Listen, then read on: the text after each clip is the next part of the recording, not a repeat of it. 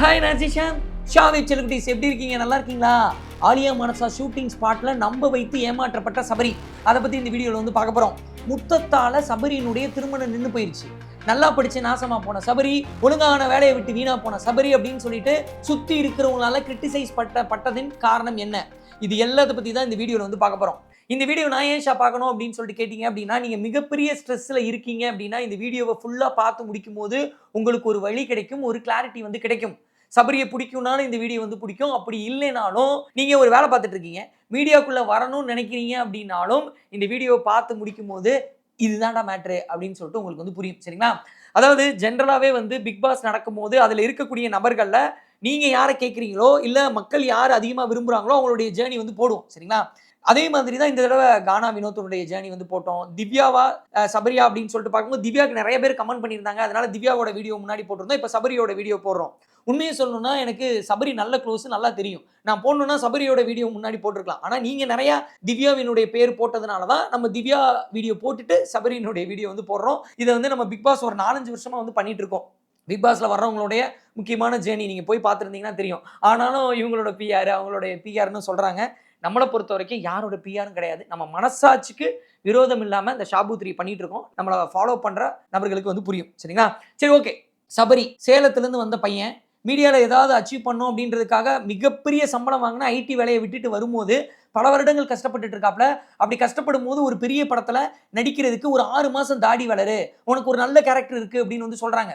அதுக்காக 6 மாசம் தாடி வளர்த்துருக்கும் போது அந்த முக்கியமான படத்துல போன் அடிச்சா ரெஸ்பாண்ட் இல்லை, அடுத்து வந்து அந்த படத்துல கூப்பிடுவாங்களா கூப்பிட மாட்டாங்களான்னு தெரியாம இருக்கும்போது விஐபி 2 படத்துக்காக சௌந்தர்யா ரஜினிகாந்த் அவர்கள் வந்து கூப்பிடுறாங்க. முக்கியமான கேரக்டர்னு சொல்றாங்க, ரஜினியுடைய பொண்ணு, விஐபி பெரிய ஹிட்டு, ஸோ இந்த படத்துல நடிக்கலாம் அப்படின்னு சொல்லிட்டு போய் நிற்கும் போது தாடியோட போய் நிற்கிறாப்ல. முக்கியமான கேரக்டர், தனுஷ் அவர்களோட கூட வரக்கூடிய ஒரு கேரக்டர். அப்போ நீங்க இந்த தாடி எடுங்கன்னு சொல்றாங்க. 6 மாசம் இந்த தாடியை ஒரு படத்துக்காக வளர்த்துருக்கோம், இந்த படத்துல எடுக்க சொல்றாங்க அப்படின்னு சொல்லிட்டு எடுக்கும் போது அடுத்து பார்த்துட்டு ரொம்ப சின்ன பையமா இருக்கீங்க வேணாம் அப்படின்னு சொல்லிட்டு ரிஜெக்ட் பண்ணிடுறாங்க. அந்த கேரக்டர் தான் விஐபி 2ல பாலாஜி மோகன் அவர் நடிச்ச ஒரு கேரக்டர். சரிங்களா? அந்த டைரக்டர் பாலாஜி மோகன். அப்ப அந்த விஐபி 2ல சின்ன ரோல் வந்து பண்றாப்ல, அப்படியே ஆண்டி வேலை வந்து அப்படியே வந்துட்டு போவாங்களா அந்த மாதிரி ஒரு ரோல். அதுக்கப்புறம் ஒரு படத்துல தாடி வைக்க சொன்னாங்க பார்த்தீங்கன்னா, அவங்க கூப்பிடுறாங்க. இப்ப விஐபி 2க்காக தாடி எடுத்தோம், அந்த படத்துலையும் பெரிய அளவில் ரெகக்னைஸ் பண்ற ரோல் வந்து இல்லை, அந்த தாடி வச்ச படத்தில் மறுபடியும் கூப்பிடுறாங்க. என்ன பண்றதுன்னு தெரியல அப்படின்ற சூழ்நிலையில ஒரு மிகப்பெரிய ஏமாற்றம். அப்படி ஏமாற்றம் நடக்கும்போது ஸ்கூல்ல இருந்து தன்னுடைய நண்பனா இருந்த ஒரு நபர், அவன் சொன்னானா என்ன வேணா பண்ணுவாப்ல, அந்த மாதிரி சேலத்துல மிக முக்கியமான நண்பராக இருந்த அந்த நபரு சென்னையில இவர் முதுகுல குத்துற மாதிரி மிகப்பெரிய துரோகம் வந்து பண்றாரு. தன்னுடைய ஃப்ரெண்டா இப்படி பண்ணிட்டான் அப்படின்னு சொல்லிட்டு உடஞ்சு போய் நொறுங்கி போய் இருக்கிற சமயம். ஸோ படத்துல ஒரு ஃபெயிலியர், ஃப்ரெண்ட்ஷிப்ல ஒரு ஃபெயிலியர். அப்படி இருக்கும்போது விஜய் டிவி சீரியல்ல நீங்க ஹீரோவா நடிக்கிறதுக்கு வாய்ப்பு இருக்கு வாங்க அப்படின்னு சொல்லிட்டு ஆடிஷன் கூப்பிடுறாங்க. ஆலியா மனசாவோட சேர்ந்து நடிக்கிறதுக்கான வாய்ப்பு ப்ரொமோட் பண்ண போறோம் அப்படின்னு வந்து சொல்றாங்க. நீங்க தான் ஹீரோ, இந்த ட்ரெஸ்ஸை போட்டுக்கோங்கன்னு சொல்றாங்க. அந்த ட்ரெஸ்ஸை போட்டு கார்ல வெயிட் பண்ணுங்கன்னு சொல்றாங்க. ப்ரொமோ ஷூட்டுக்கு கொஞ்சம் லேட் ஆகும்னு சொல்லும் போது வெயிட் பண்ணிட்டே இருக்காப்ல. வெயிட் பண்ணிட்டே இருக்கும்போது சில மணி நேரங்கள் ஆகுது. அப்படி ஆகும்போது ஆலியா மனசா தன்னுடைய அடுத்த ப்ராஜெக்ட் இதுதான் அப்படின்னு சொல்லிட்டு ராஜா ராணி 2 அப்படின்னு சொல்லிட்டு போடுறாங்க. செல்ஃபி எடுத்து போடும்போது அந்த ப்ராஜெக்ட்ல தான் இல்லைன்றது அப்பதான் தெரியுது. தான் போட்டிருந்த ஷர்ட் மாதிரியே இன்னொரு நபர் ஷர்ட் போட்டு போறாரு அப்படின்றது வந்து தெரியுது. சபரி நீக்கப்பட்டாரு அப்படின்றது ஃபோன் பண்ணி கூட சொல்லலை. மேபி வந்து ஃபோன் பண்ணி சொல்லி கஷ்டப்படுத்த வேணாம் அப்படின்னு சொல்லிட்டு சொல்லாம இருக்கலாம். மீடியாவில் இந்த மாதிரியான நிகழ்வுகள் நிறைய நடக்கும். இப்படி பேக் டு பேக் ஃபெயிலியர்ஸ் வரும்போது அதுக்கப்புறம் தொடர்ந்து முயற்சி பண்ணும்போது விஜய் டிவியில் வேலைக்காரன் அப்படின்ற சீரியல்ல வாய்ப்பு கிடைக்குது. அதுக்கப்புறமா பாரதி கண்ணம்மா அப்படின்ற சீரியல்ல ஒரு கேமியோ பண்றதுக்கான வாய்ப்பு கிடைக்குது, ரோஹித் சாரதி அப்படின்ற ரோல்.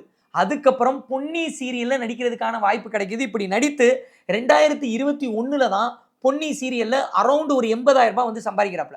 2021 80,000 சம்பாதிக்கிற மேட்டரை ஏன் சொல்றேன் அப்படின்றத நீங்க கொஞ்சம் அப்படி கவனிச்சு பார்த்தீங்கன்னா அடுத்தடுத்து வரக்கூடிய நிகழ்வுகள்ல உங்களுக்கு வந்து புரியும். ஸோ 80,000 சம்பாதிக்கிறாப்ல, ஒரு நல்ல பேர் கிடைக்க ஆரம்பிக்குது. அதுக்கப்புறம் நிறைய ஈவெண்ட் போறாரு, நிறைய வந்து ஃபங்க்ஷன்ஸ் போறாரு, அதுல சம்பாதிக்கிறாரு. இப்ப கார் வாங்குறாரு, பிக் பாஸ் போறாரு, இப்போ ஒரு நல்ல நிலையில வந்து இருக்காப்ல. மீடியால ஒரு 80,000 ரூபாய் சம்பாதிக்கிறதுக்கு என்ன இருக்கு அப்படின்னு சொல்லிட்டு பாத்தீங்கன்னா ஒரு 8 வருடத்துக்கு மேல உழைப்பு, ஒரு 4-5 ப்ராஜெக்ட்ல வந்து நம்ப வச்சு கழுத்தறுப்பு, அதுக்கப்புறம் நட்பே துணை, துப்பறிவாளன் மாதிரியான படங்கள்ல சின்ன சின்ன ரோலு, விஐபி 2ல சின்ன சின்ன ரோலு, அதுக்கப்புறம் நிறைய முயற்சிகள், நிறைய ஃபெயிலியர்ஸ். இதுக்கப்புறம் தான் 80,000 ரூபாய் சம்பாதிக்க முடிஞ்சது. ஆனா சபரியினுடைய கெரியரினுடைய ஓப்பனிங் அப்படின்னு சொல்லிட்டு எடுத்துக்கிட்டீங்கன்னா 2011 சத்யபாமா யூனிவர்சிட்டியில பிஇ முடிச்சதுக்கு அப்புறம் அவருடைய ஃபர்ஸ்ட் பிகினிங் சேலரியே வந்து 50,000 ரூபாய் ஐடி கம்பெனில. அவருடைய அந்த கம்யூனிகேஷன் ஸ்கில்லு, அவர் வந்து அங்க இருக்கக்கூடிய கஸ்டமர் கிட்ட பேசக்கூடிய அந்த டேலண்ட், இது எல்லாம் பார்க்கும்போது 2013 என்ன ஆகுது அப்படின்னு சொல்லிட்டு பாத்தீங்கன்னா அரௌண்ட் 88,000 ரூபாய் கிட்ட கிடைச்சிருது. 2 ப்ராஜெக்ட்டுக்கு வந்து ஹெட்டா போடுறாங்க. இப்படி நல்ல சேலரி, ஒரு நல்ல டீம், தன்னுடைய பையன் செட்டில் ஆயிட்டான் அப்படின்னு சொல்லிட்டு ஃபேமிலியில நினைச்சிட்டு இருக்கும்போது அந்த வேலையில அவருக்கு வந்து கொஞ்சம் இன்ட்ரெஸ்ட் கம்மியாகுது. இது நமக்கான வேலை கிடையாது. நம்மளுடைய பேசும் திறன், நமக்கு ஒரு சில ஸ்கில் இருக்கு. அந்த ஸ்கில் எல்லாம் வெளியே கொண்டு வரணும் அப்படின்னா மீடியாவுக்கு போகணும்னு ஆசைப்படுறேன். சபரி மட்டும் இல்லைங்க. இன்னைக்கு வீடியோ பார்த்துட்டு இருக்கிற நிறைய பொண்ணுங்க, ஆண்க எல்லாருக்கும் இருக்கக்கூடிய கனவு என்னவா இருக்கும்னா மீடியாக்குள்ள வந்துடணும் அப்படின்னு சொல்லிட்டு. மீடியாக்குள்ள ஏதாவது ஒரு வேலை, ஒரு யூடியூப்லயோ இல்ல வந்து டிவிலயோ இல்ல சினிமாலயோ நான் ஏதாவது வந்து அச்சீவ் பண்ணிடணும் அப்படின்னு சொல்லிட்டு 80% மேற்பட்டவங்களுக்கு இந்த ஆசை இருக்கு. ஏன்னா எனக்கு நிறைய மெயில் பண்றாங்க, மெசேஜ் அனுப்புறாங்க, எனக்கு ஏதாவது வழிகாட்டுங்கண்ணா இந்த மீடியால அப்படின்னு சொல்லிட்டு. அதனால தான் நான் இதை சொல்றேன். ஸோ 2013லயே 88,000 சேலரி வாங்கின சபரி அவர்கள் அவங்க அப்பா அம்மா கிட்ட போய் சொல்றாரு, எனக்கு மீடியால இன்ட்ரெஸ்ட் இருக்கு அப்படின்னு சொல்லும்போது, நார்மலா நிறைய அப்பா அம்மா வந்து வேணாம்னு தான் வந்து சொல்லுவாங்க. ஆனா சபரியினுடைய அப்பா கொஞ்சம் வித்தியாசமான நபர். அவர் என்ன பண்றாரு அப்படின்னு சொல்லிட்டு பாத்தீங்கன்னா, உனக்கு நம்பிக்கை இருக்கு அப்படின்னா நீ இந்த வேலையை விட்டுட்டு மீடியால ட்ரை பண்ணு அப்படின்னு வந்து சொல்றாங்க. 88,000 ரூபாய் சேலரி வாங்கின அந்த வேலையை விட்டுட்டு விஜய் டிவி சைட்ல இந்த அவார்ட் ஷோல வந்து இன்டர்னா வந்து ஜாயின் பண்றாங்க. இன்டர்னா ஜாயின் பண்ணும்போது கெஸ்ட் வர்றாங்க அப்படின்னா விஜய் டிவி அவார்ட் ஷோக்கு அந்த கெஸ்ட்டை வந்து கூட்டிட்டு போகணும், வந்து நிக்கணும். ஒரு பவுன்சர் மாதிரி செயல்படக்கூடிய ஒரு வேலை. ஒரு ஐடில ஒரு ஹெட் போஸ்ட் நார்மலா வந்து ஒரு சில நேரம் 2 வருஷத்துல நமக்கு ஒரு பெரிய போஸ்டிங் கிடைச்சிருச்சுன்னு வச்சுக்கோங்களேன், அதோட வேல்யூ வந்து தெரியாது. 2 வருஷம் 3 வருஷத்துலேயே வந்து ஒரு 80,000 88,000 சேலரி கிடைச்சிருச்சுன்னு வச்சுக்கோங்களேன், அதனுடைய வேல்யூ வந்து தெரியாது. 2013ல 88,000 ரூபாய் சேலரி அப்படின்றது எவ்வளவு பெருசுன்றதை மைண்ட்ல வச்சுக்கோங்க. அதுக்கப்புறம் விஜய் அவார்ட்ஸ்ல இன்டர்ன் வரும்போது 200 ரூபாய் 300 ரூபாய் இந்த மாதிரி தான் வந்து சேலரி கிடைக்கும். அப்படி சேலரி கிடைக்கும் போது தன்னுடைய செலவையாவது மெயின்டைன் பண்ணிக்கணும் அப்படின்னு சொல்லிட்டு மெயின்டைன் பண்ணிட்டு இருக்கும்போது அதற்காக வந்து ஒரு சில இடத்துல போய் கம்யூனிகேஷன் ட்ரைனிங் எடுக்கிறது. ஸ்கூல்ல காலேஜ்ல எல்லாம் போய் கம்யூனிகேஷன் ட்ரைனிங் எடுக்கும்போது 2,000 ரூபாய் 2,500 ரூபாய் வந்து கிடைக்கும். இது எல்லாமே அவருடைய செலவுக்கு தான் வந்து பத்துது. லைஃப்ல ஒரு நண்பன் வந்து குத்துனா அப்படின்னா இன்னொரு நண்பன் வந்து சப்போர்ட் பண்ணுவான் பாத்தீங்களா? அதே மாதிரி அவருடைய கெரியருடைய பிகினிங்ல சென்னையில வரும்போது ஒரு நண்பன் வந்து முதுகுல வந்து குத்துனான். அதே நேரத்துல இன்னொரு நண்பனுடைய அக்கா அவங்க என்ன சொல்லியிருக்காங்க அப்படின்னா, புதுசா ஒரு வீடு கட்டியிருக்கேன். இந்த வீட்டை வந்து நான் வேற யாருக்கோ வாடகைக்கு விடுறதுக்கு உனக்கு வாடகைக்கு விடுறேன்.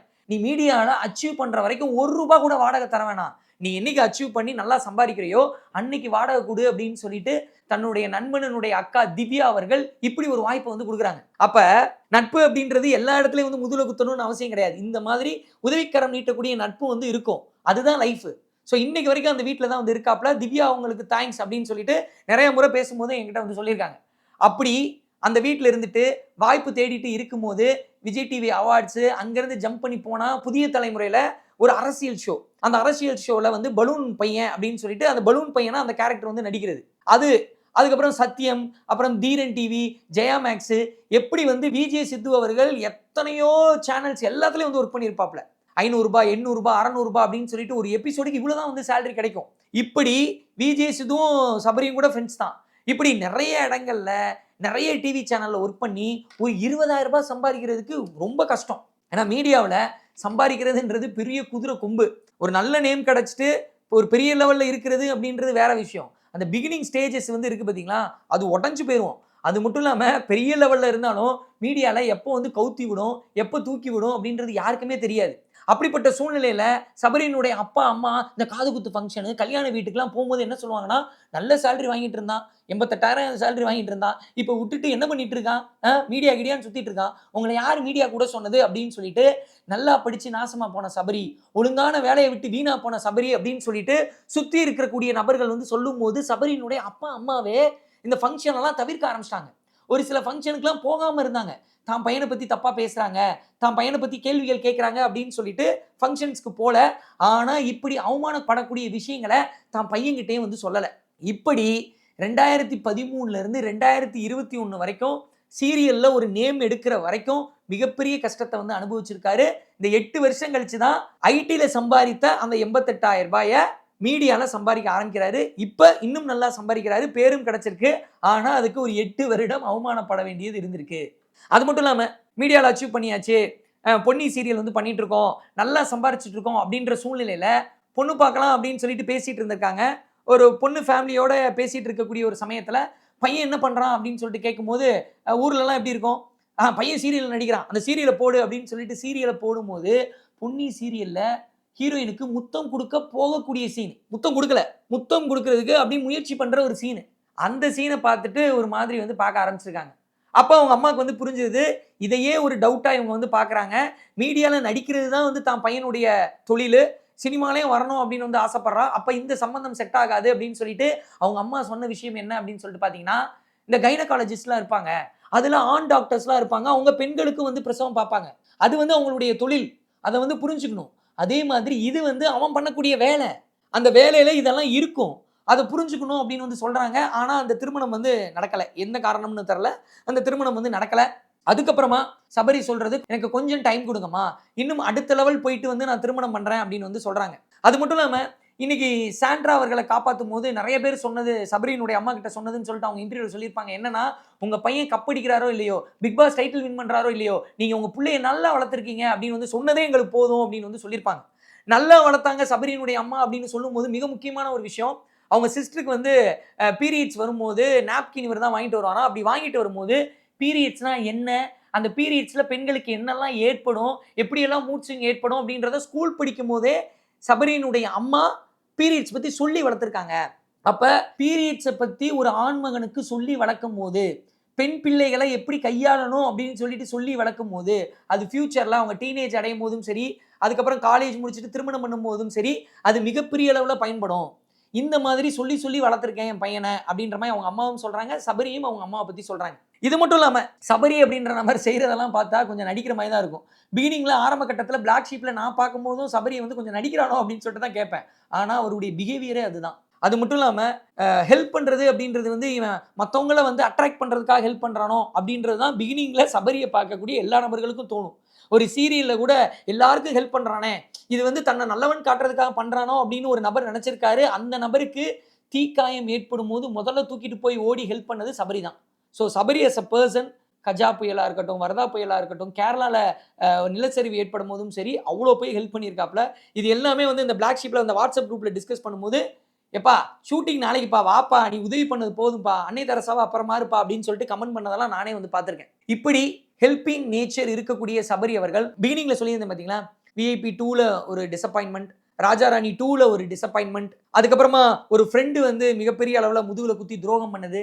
இந்த டைம்ல மனசு உடைஞ்சு போய் இருக்கும்போது, நார்மலா வந்து ஸ்ட்ரெஸ்ல இருந்தது, மனசு உடைஞ்சிருச்சு அப்படின்னா ஒரு சில கெட்ட பழக்கங்களுக்குள்ள வந்து போவாங்க, தம் அடிப்பாங்க, தண்ணி அடிப்பாங்க. ஆனா சபரி வந்து மனசு உடைந்து போகும்போது நார்மலாவே வந்து சபரிக்கு வந்து கோயில்ல போய் வேலை பார்க்கறது அப்படின்னா ரொம்ப பிடிக்கும். கோயில்ல எல்லா வேலையும் வந்து பண்ணுவாரு. அப்படி பண்ணக்கூடிய ஒரு நபர், அவருக்கு ஸ்ட்ரெஸ் ஏற்படும் போது எப்படி மீண்டு வந்தாரு அப்படின்னு சொல்லிட்டு பாத்தீங்கன்னா, ஒரு யானை பாகன் கிட்ட போய் யானைய நான் வந்து குளிப்பாட்டுறேன், யானையை நான் கவனிச்சுக்கிறேன் அப்படின்னு சொல்லிட்டு அந்த யானையோட டிராவல் பண்ண ஆரம்பிச்சிட்டாப்ல. டோட்டலி வேற. ஜென்ரலா ஒரு யானை இருக்கு அப்படின்னா, யானை பக்கத்துல நிற்கும் போது நீங்க காசு கொடுக்குறீங்க இல்ல சாப்பாடு கொடுக்குறீங்க அப்படின்னா தும்பிக்கையில வந்து வாங்கும். அது வந்து நீங்க பிகினிங் ஸ்டேஜ்ல இருக்கும்போது அது நடக்கும். யானையை தட்டி கொடுக்கிறது இது எல்லாமே வந்து பிகினிங் ஸ்டேஜ்ல பண்ண முடியும். ஆனா ஒரு யானை உங்களை வந்து க்ளோஸ் டு த ஹார்ட்டா நினைச்சா மட்டும்தான் யானையுடைய வாயை தூக்கி வாயில வந்து சாப்பாடு கொடுக்க முடியும். நீங்க சபரி வந்து யானையினுடைய வாயில சாப்பாடு கொடுப்பாப்ல. அந்த அளவுக்கு அந்த கோயில் யானையோட மிங்கிள் ஆகி தன்னுடைய ஸ்ட்ரெஸ்ஸை போக்குறதுக்கு கோயில் யானை, காளமாடு இப்படி அனிமல்ஸோட டிராவல் பண்ணி தன்னுடைய ஸ்ட்ரெஸ்ஸை வந்து கம்மி பண்ணிக்கிட்டாப்ல. ஸோ ஒட்டு மொத்தமா இந்த சபரியினுடைய ஜேர்னியில எனக்கு ரொம்ப ஸ்ட்ராங்கா கனெக்ட் ஆன விஷயம் என்ன அப்படின்னு சொல்லிட்டு பார்த்தீங்கன்னா, மிகப்பெரிய ரிசர்ச் உலக அளவில் பண்ணியிருக்காங்க. உங்களுக்கு எதுவுமே பண்ண முடியல, வாழ்க்கையே முடிச்சுக்கணும்னு நினைக்கிறீங்க, அந்த அளவுக்கு ஸ்ட்ரெஸ்ஸாக இருந்தா கூட ஒரு நாயோட, ஒரு பூனையோட, ஒரு மீனோட நீங்க விளையாடும் போது, அதை நீங்க வளர்க்கும் போது, அது கூட கம்யூனிகேட் பண்ணும்போது என்ன ஆகும் அப்படின்னு சொல்றாங்கன்னா, செரட்டோனின் அப்படின்ற மகிழ்ச்சி ஹார்மோன் வந்து உருவாகும் அப்படின்னு வந்து சொல்றாங்க. கார்டிசால் அப்படின்னு சொல்லிட்டு கவலை அளிக்கக்கூடிய ஹார்மோன் வந்து உங்களுக்கு கம்மியாகும்னு சொல்றாங்க. அப்ப நீங்க மிகப்பெரிய மனக்குழப்பத்திலையும் ஸ்ட்ரெஸ்லையும் இருந்தீங்கன்னா, அனிமல்ஸோட ஒரு 2.5 கலங்க. அது உங்க வாழ்க்கையில மிகப்பெரிய ஸ்ட்ரெஸ் பஸ்டரா அமையும். அது சபரிக்கு மட்டும் இல்ல, என்னுடைய ஃப்ரெண்டு ஒருத்தன் அவன் தனியா இருக்கான். அவனுக்கு நாய், அந்த நாயோட அவனுடைய அந்த ரிலேஷன்ஷிப் இருக்கு பார்த்தீங்களா, நம்ம பார்க்கும்போதே கண்ணு பட்டுரும். அந்த மாதிரி உங்களுக்கும் ஸ்ட்ரெஸ்ஸை போக்கி இருக்கு அனிமல்ஸ் அப்படின்னா கீழே கமெண்ட் மூலியமா தெரியப்படுத்துங்க. அது நிறைய பேருடைய மைண்ட் செட்டை மாற்றும். அதே மாதிரி மீடியாக்குள்ள வரணும் அப்படின்னு நினைச்சீங்கன்னா எல்லாருக்கும் அந்த ஆசை இருக்கும். ஆனால் அதில் சக்ஸஸ் கிடைக்கிறது அப்படின்றது சாதாரண விஷயம் கிடையாது. அப்படியே சக்ஸஸ் கிடைச்சாலும் அதை தக்க வைக்கிறதுன்றது சாதாரண விஷயம் கிடையாது. அது யூடியூபாக இருந்தாலும் சரி, மீடியாவாக இருந்தாலும் சரி, 24/7 ஓடிக்கிட்டே இருக்கணும். மீடியா அப்படின்றது புலிவாலை பிடிச்ச மாதிரி விடவும் முடியாது, பிடிச்சிட்டே இருக்க முடியாது. அது ஒரு மிகப்பெரிய எப்பயுமே ஒரு ஸ்ட்ரகிள் இருக்கும். ஏன்னா அதில் தான் பணமும் கிடைக்குது, புகழும் கிடைக்குது. இந்த விஷயத்தையும் ஸ்ட்ராங்காக சொல்லணும்னு நினச்சேன். நிச்சயமாக இந்த வீடியோ உலகத்தில் ஏதோ மூலையில் இருக்கக்கூடிய பொண்ணோடையோ பையனோடையோ திருநங்கையினுடையோ வாழ்க்கையை மாற்றும் அப்படின்னு சொல்லிட்டு நான் நம்புகிறேன். Thank you so much. உன்னை வென்று உலகை வெல்ல வீறு கொண்டு வா வா வீரனை வா வீரமாய் வா உன்னை வென்று உலகை வெல்ல வீர